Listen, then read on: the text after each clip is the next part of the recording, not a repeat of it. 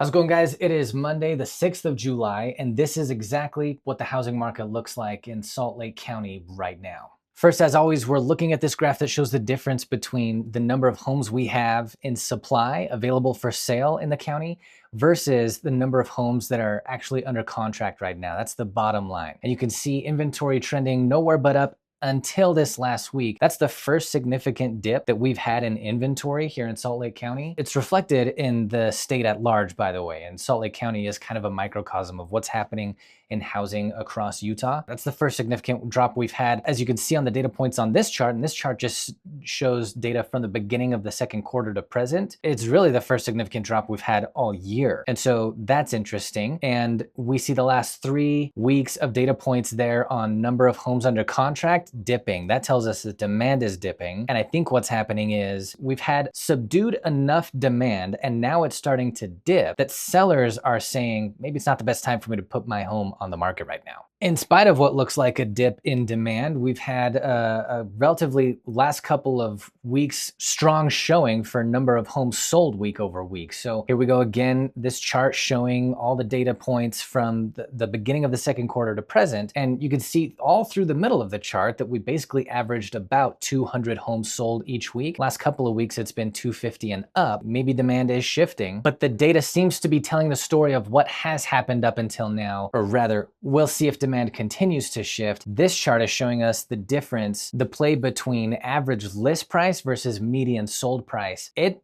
doesn't really appear to be trending up. It doesn't really appear to be trending down. It appears to be trending pretty darn flat. And I think that's a reflection of the fact that demand has been subdued, as we said. Not an exciting chart. Average interest rate across the country for a 30-year fixed rate conventional loan right now coming to 6.60.